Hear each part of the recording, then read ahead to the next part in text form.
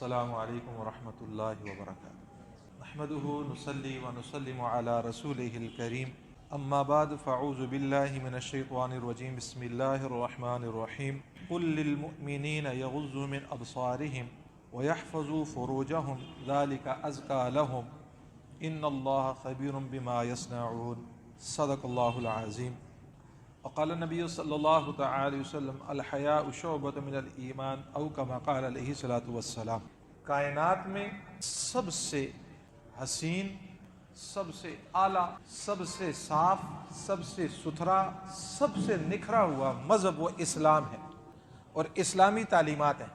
اس کے علاوہ اس وقت جتنے مذاہب ہیں ان میں سے کوئی مذہب تعلیمات کے اعتبار سے اپنی اصلی شکل میں نہیں ہے۔ یہودی ہیں، عیسائی ہے، جن کو اہل کتاب کہا جاتا ہے۔ حضور علیہ الصلوۃ والسلام کے آنے کے بعد ساری شریعتیں منسوخ ہو گئیں اور اب قیامت کی صبح تک صرف جو سکہ چلے گا وہ محمدی سکہ چلے گا۔ حتیٰ کہ فرمایا کہ اگر عیسیٰ علیہ الصلوۃ والسلام بھی آ جائیں تو انہیں بھی حضور علیہ الصلوۃ والسلام کی پیروی کے علاوہ کوئی اور چارہ اور کوئی اور راستہ نہیں۔ جب سیدنا عیسیٰ علیہ الصلوۃ والسلام کا یہ حال ہے کہ انہیں بھی حضور علیہ الصلوۃ والسلام کی پیروی کے علاوہ کوئی اور راستہ نہیں ہے ان کے پاس، ہمارے پاس اور کون سا پھر راستہ ہے؟ ہمیں اس پر فخر ہونا چاہیے اور ہمیں اس پر ناز ہونا چاہیے کہ اللہ تو نے محض اپنے فضل اور کرم سے ہمیں حضور علیہ الصلوۃ والسلام کا امتی، حضور کا دامن، حضور کا تعلق نصیب فرمایا۔ باقی دنیا سب اندھیرا ہے، اس کے علاوہ روشنی صرف اسلام کے اندر ہے۔ 8 مارچ دنیا کے اندر یہ خواتین کا دن کے طور پہ منایا جاتا ہے اور اس دن میں آپ حضرات کے علم میں کئی سالوں سے ملک خداداد اسلامی جمہوریہ پاکستان، اس کے اندر بھی ایک طبقہ جس نے آزادی نصفاء کا دل فریب نعرے سے متاثر ہوتے ہوئے یہ نعرہ لگایا کہ میرا جسم اور میری مرضی۔ جو عزت، جو مقام، جو وقار اسلام نے عورت کو دیا ہے، خدا کی قسم اس وقت بھی، ایک تو ہم زمانہ جاہلیت کی بات کرتے ہیں نا کہ حضور کے آنے سے پہلے باپ مر جاتا تھا، حالت یہ ہوتی تھی کہ باپ کے مرنے کے بعد جہاں جائیداد تقسیم ہوتی تھی، نعوذ باللہ ثم نعوذ باللہ، ماں کو بھی تقسیم کیا جاتا تھا اولاد کے درمیان۔ اس سے بڑی پھر عورت کو جائیداد سے حصہ نہ دینا، ایک تو وہ دور تھا، پھر اسلام نے عورت کا مقام، مرتبہ بتایا، اور ایک اس دور میں بھی جو لوگ آج عورت کو حقوق دینا چاہتے ہیں، خدا کی قسم وہی سب سے زیادہ عورت کے حقوق کو سلب کرنے والے۔ کیا حقوق دیا انہوں نے عورت کو؟ اپنی خواہشات کا ذریعہ بنایا۔ عورت کو حق یہ دیا کہ اگر کسی کی کمپنی نہ چل رہی ہو، کسی کی پروڈکٹ نہ چل رہی ہو، اپنی کمپنی کی زینت عورت کو بنایا، اپنی پروڈکٹ کے بیچنے کا ذریعہ عورت کو بنایا۔ اس کو جو عورت کا مانا تھا چھپا ہوا خزانہ، اس عورت کو گھر کی چاردیواری سے نکالا، چوکوں اور چوراہوں میں اس کی تصویروں کو لٹکا دیا، اس کو نمائش کا ذریعہ بنایا، اس کو میرے محترم دوستوں اور بزرگوں اپنی ہوس کا ذریعہ بنایا۔ یہ معاشرے نے آزادی نصفاء کے دل فریب نعرے سے عورت کو میرے محترم دوستوں یہ عزت دی جو عزت نہیں، حقیقت میں اس کے لیے ذلت ہے۔ اور اسلام نے مقام کیا دیا، اسلام نے مرتبہ کیا دیا؟ بیٹی کی شادی کی، بیٹے کی شادی کی، ادھر نانا نانی بھی دعا مانگ رہے ہیں یا اللہ بیٹی کو اولاد دے، ادھر دادا دادی بھی دعا مانگ رہے ہیں یا اللہ بیٹے کو اولاد دے۔ اب دعا مانگ رہے ہیں اور دعا مانگتے مانگتے مانگتے 1 سال گزرا، 2 سال گزرے، 3 سال گزرے، تو اللہ نے اس کے بعد بیٹا نہیں بیٹی عطا کی۔ تو حضور علیہ السلام نے فرمایا سب سے مبارک وہ گود ہے جس کی گود میں سب سے پہلے بیٹی آئی۔ یہ امام الانبیاء صلی اللہ تعالی وسلم کے لبوں سے نکلے ہوئے الفاظ جن کا مفہوم یہ ہے۔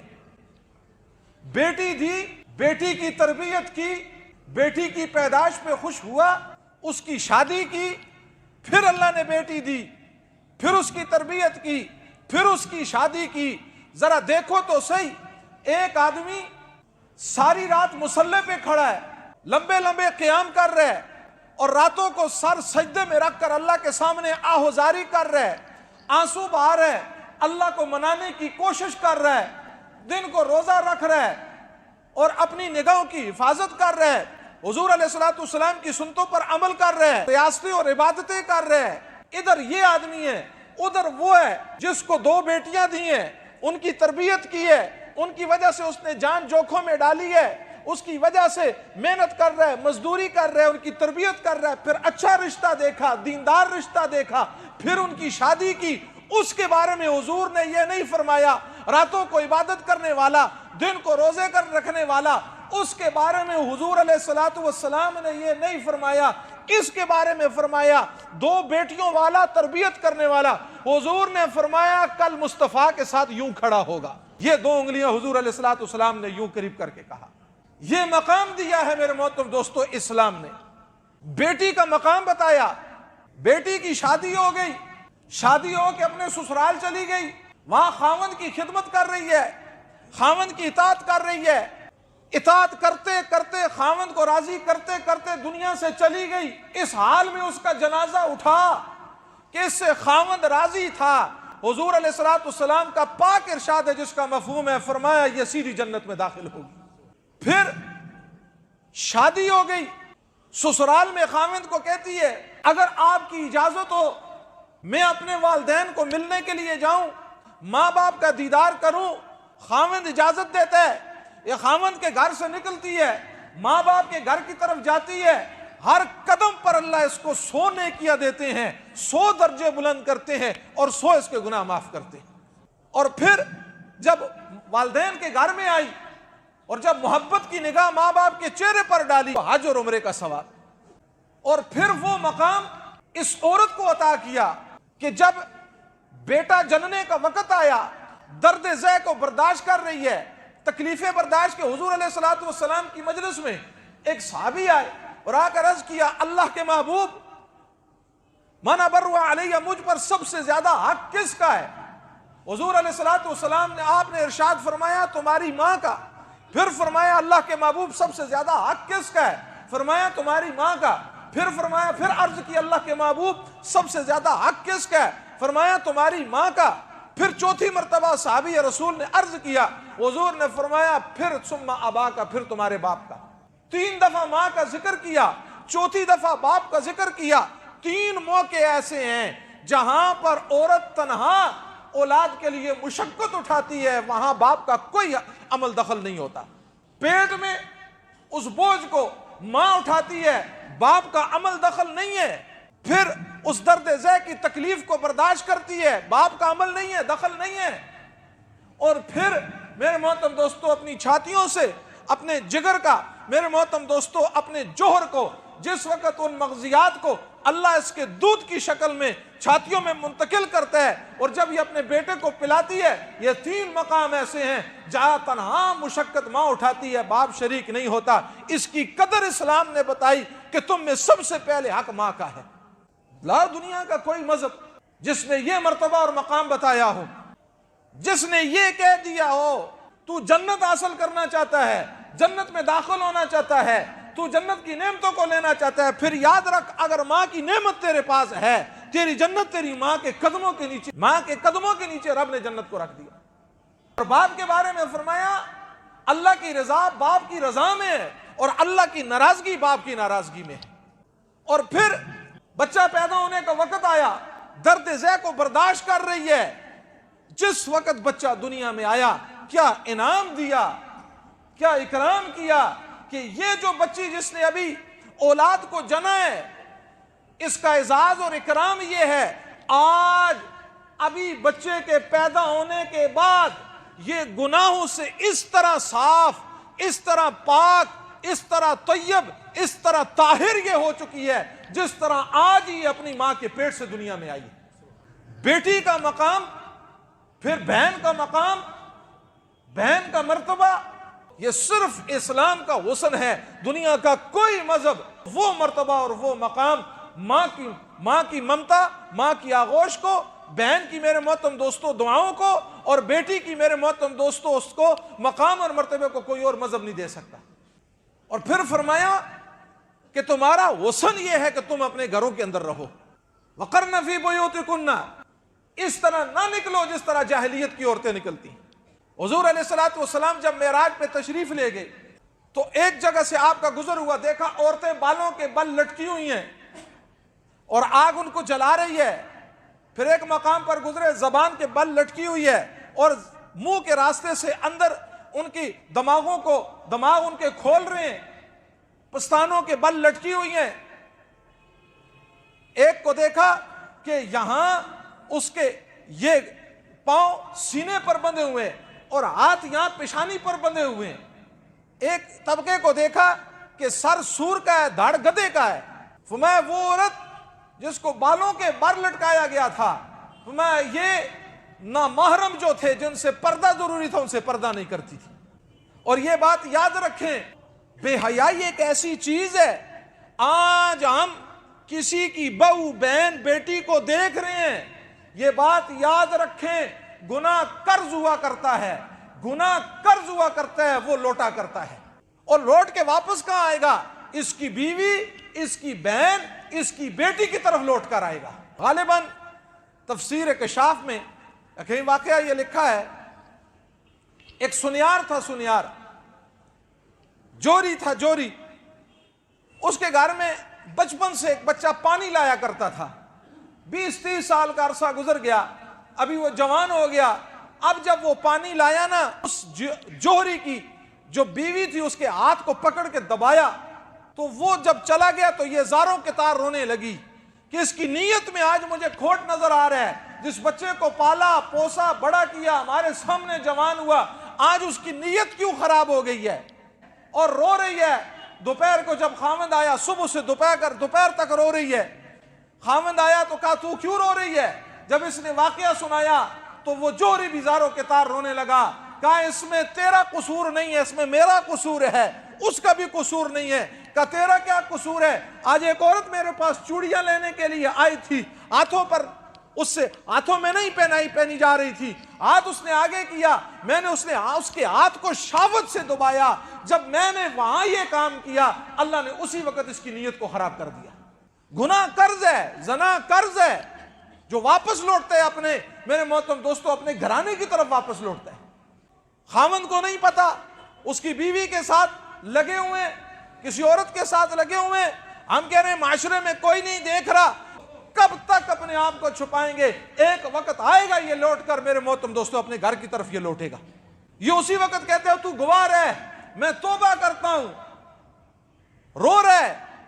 پھر جب اگلے دن وہ پانی پلانے والا آیا، ادھر اس نے توبہ کی، ادھر اس نے توبہ کی، اور آ کر زاروں کے تار رو رہا تھا، کہا مجھ پر شیطان سوار ہو گیا، مجھے سمجھ نہیں آئی، آپ مجھے معاف کر دیں۔ اور جب میرے محترم دوستوں اور بزرگوں انسان تقوی اختیار کرتا ہے تو نظر کی حفاظت کرتا ہے، حیا اپنے اندر لے کر آتا ہے، پاک دامنی اپنے اندر لے کر آتا ہے، اللہ کا وعدہ ہے، اللہ کا وعدہ ہے اسی آیت کے اندر، جو اپنی نگاہوں کی حفاظت فرماتے ہیں، مرد ہیں یا عورتیں، ان کے لیے اللہ نے اجر عظیم کا وعدہ کیا ہے۔ اب جس کو اللہ کہہ دے عظیم ہے، بڑا ہے، جس کو کہنے والا ساری کائنات کا رب ہو، وہ اجر کتنا بڑا ہوگا۔ سیدنا یوسف علیہ السلام بھائیوں نے کیا کیا؟ اٹھایا، بیابان کنویں میں ڈال دیا، قافلے والے آئے، اس کنویں سے یوسف علیہ السلام کو نکالا۔ یہ ہے کون ہے؟ نبی زادہ ہے، نبی کا بیٹا ہے، آگے خود ان کو نبوت ملنے والی ہے۔ ذرا حالات دیکھیں، یہاں سے گئے مصر کی منڈی میں، جا کر بولی لگ رہی ہے، عزیز مصر نے خریدا، عزیز مصر کے گھر میں آپ بڑے ہو رہے ہیں، اور اسی عورت کی آپ کے اوپر نگاہ بری ہو گئی، دروازوں کو تالا لگا دیا، اور دروازے بند ہیں۔ مختلف روایات ہیں، کوئی کہتا ہے 4، کوئی 5۔ اگر ایک دروازہ ہو، ایک ہی دروازے پر بڑا تالا لگا ہوا ہو، گناہ اپنے حسن کے ساتھ متوجہ ہو، اور وہ کہہ رہی ہے آؤ میرے ساتھ گناہ کرو، اور ادھر سیدنا یوسف علیہ السلام کے لبوں پر یہ کلمات جاری ہوئے، انی معاذ اللہ، میں رب کی پناہ کے اندر آتا ہوں۔ جب نبوت نے، جب نبی نے اللہ کی مدد کو پکارا اور اللہ کی پناہ میں آئے، رب بھی بڑا قدردان ہے۔ آپ بھاگے، زلیخا نے پیچھے سے پکڑا، دروازہ بند ہے، تالا لگا ہوا ہے۔ میرے بس میں میرے محترم دوستو گناہوں کو چھوڑنا ہے، آپ کے بس میں گناہوں کو چھوڑنا ہے۔ میرے محترم دوستو یہ ہمارے بس میں ہے، جو ہمارے بس میں نہیں ہوگا پھر رب اس طرح کے میرے محترم دوستو دروازوں کو کھولے گا۔ آپ بھاگے، دروازہ ٹوٹا اور میں تالا ٹوٹا، اور میرے محترم دوستو کنڈی کھلی اور دروازہ کھلا، اور آپ میرے محترم دوستو نکل گئے۔ پھر اس کی پاداش میں آپ کو جیل کے اندر ڈالا گیا۔ آپ نے جیل کو برداشت کیا، لیکن میرے محترم دوستوں اور بزرگوں اس چیز کو برداشت نہ کیا۔ آج حالات کیوں ہیں؟ بچیوں کی شادیاں لیٹ، بچوں کی شادیاں لیٹ۔ جب گناہ کا راستہ عام ہوگا پھر بارشیں بند ہو جائیں گی، منڈیوں کے بھاؤ اوپر چلے جائیں گے، حالات بے قابو ہو جائیں گے۔ یہ سب اس وجہ سے ہے۔ تو اس وقت معاشرے میں اگر وہ لوگ یہ کہتے ہیں کہ میرا جسم میری مرضی، اس کو اس عنوان سے ہم کہیں گے نہیں، یہ عالمی دن حیا کے طور پہ منایا جائے، یہ حیا ڈے ہے، یہ حیا کا دن ہے۔ انسان کے نیک اعمال انسان کو ہر تنگی سے نکالتے ہیں، ہر دکھ سے نکالتے ہیں، ہر غم سے نکالتے ہیں۔ آج دکھوں نے ڈیرے ڈالے ہوئے، آج غموں نے ڈیرے ڈالے ہوئے، آج حالات نے ڈیرے ڈالے ہوئے، میرے محترم دوستوں ان سب کی وجہ اور بنیاد یہ ہے زندگیوں میں تقویٰ نہیں رہا، زندگیوں کی آنکھوں میں حیا نہیں رہی۔ آج نوجوان کو پتہ نہیں میرا مقام کیا ہے، آج عورت کو پتہ نہیں رب نے اسے مقام کیا دیا ہے۔ اتنا اونچا مقام دیا کہ تو اگر بہن ہے تو یاد رکھ تو بھائی کے لیے ناموس ہے، تو اگر بیٹی ہے تو اپنے باپ کی عزت ہے، اگر تجھے ماں کا رتبہ دیا ہے تیرے قدموں کے نیچے اس رب نے جنت کو رکھ دیا ہے۔ اور میرے محترم دوستو یہ دنیا کی نیک عورت، یہ دنیا کی نیک عورت، اس کو اللہ جنت کی حوروں کا سردار بنائیں گے۔ یہ دنیا کے ٹھیکروں لیچھڑوں چیچڑوں کے پیچھے لگی ہوئی ہے، اپنی قیمت خود گرا دی، اپنا رتبہ خود گرا دیا، اپنا مقام خود گرا دیا۔ ہم اپنے آپ کو بدلیں، اپنی زندگیوں کو بدلیں۔ اگر ہم ادھر ہی گندگی میں پڑے ہوئے ہیں، ادھر ہی گناہ میں پڑے ہوئے ہیں، انہی گناہوں کے پیچھے لگے ہوئے ہیں، میرے محترم دوستوں اور بزرگوں پھر اپنی زندگی پر افسوس کر سکتے ہیں اور ہمارے پاس اور کیا ہے اس کے۔ اس لیے آپ سے درخواست ہے کہ ہم اپنے بچوں کی بھی دینی تربیت کریں، اپنی بچیوں کی بھی دینی تربیت کریں۔ وقتاً فوقتاً فضائل اعمال ہے، اس کی تعلیم ہم گھروں کے اندر کریں۔ ہماری بیٹیوں کو یہ نہ ہو ہم نے اولادوں کو چھوڑا ہوا ہے، کیا کر رہے ہیں کچھ پتہ نہیں، بیٹی ہے بیٹی کو تو موبائل لے کر دینا، میں کہتا ہوں اس وقت یہ سب سے بڑا باپ قاتل ہے جو بیٹی کو لے کر دے رہا ہے۔ آپ کو پتہ ہے جو شکاری ہے نا، شکاری وہ اس انداز سے بیٹھے ہوئے ہیں، اگر وہ لڑکی بیچاری نہ بھی چاہے، وہ اپنی حفاظت بھی کرنا چاہے، لیکن ایسے بیڑیے بیٹھے ہوں اس انداز سے، میرے محترم دوستو اچھے نیک پارسا گھرانے کی بچیوں کو پھنسایا کہ انسان حیران رہ جاتا ہے۔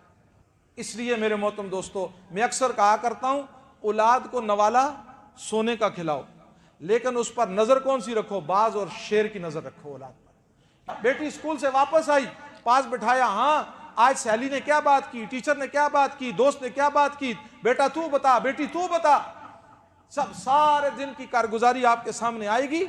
میرے محترم دوستو اچھی باتوں کی حوصلہ افزائی، بری باتوں کی ادھر ہی تربیت کرنا شروع کر۔ باپ صبح اندھیرے نکل رہا ہے، اندھیرے سے واپس آ رہا ہے، اور سب کچھ ڈالا ہوا ہے کس کے اوپر؟ بیوی کے اوپر ڈالا ہوا ہے۔ وہ بیچاری اس کی ماں کی بھی خدمت کرے، اس کے باپ کی بھی خدمت کرے، اس کو کھانا بھی وقت پر دے، اس کے کپڑوں کی استری بھی کرے، اس کے کپڑوں کو دھوئے بھی، اور اس کے بچوں کی تربیت بھی کرے۔ یہ خان صاحب بنا ہوا ہے، کپڑے استری کر کے آ رہا ہے، ٹانگوں پہ ٹانگ رکھ کر یہاں دکان پر بیٹھا ہوا ہے اور وہاں جو کاروبار کے اندر بیٹھا ہوا ہے، شام کو جب کچھ ہو جاتا ہے پھر بیوی کو مارتا ہے۔ یہ کہہ رہا ہے میں بس کما کر دے رہا ہوں، سب سے بڑا کام میرا یہ ہے۔ نوالا نہ بھی دیا لیکن اولاد کی تربیت نہ کی، اس سے بڑا ظالم کون ہو سکتا ہے؟ اس سے بڑا ظالم کوئی نہیں، اس باپ سے ظالم کوئی نہیں ہے۔ کل کو جب اولاد ہاتھ سے نکل جائے گی، اس لیے میرے محترم دوستو غفلت میں نہ پڑیں، غفلت کی چادر کو اتار دیں اور اپنی اولاد پر مضبوط گرفت کریں، اولاد کی تربیت کریں، ایک مثالی باپ بن کر دکھائیں۔ صبح بیٹا دیکھ رہا ہے باپ سویا ہوا ہے، فجر کی نماز کا پتہ ہی نہیں ہے، باپ نے کبھی قرآن اٹھا کر دیکھا نہیں ہے۔ اس لیے میرے محترم دوستوں اور بزرگوں یہ ہے چھوٹی چھوٹی باتیں لیکن بہت قیمتی ہے۔ دن کے حوالے سے یہی پیغام ہے، اگر ہم نے اولاد کی تربیت کو سینے سے لگا لیا تو انشاءاللہ میرے محترم دوستوں آنے والی نسل با حیا ہوگی۔ اللہ ہمارے معاشرے کو بے حیائی سے محفوظ فرمائے، اللہ عمل کی توفیق عطا فرمائے۔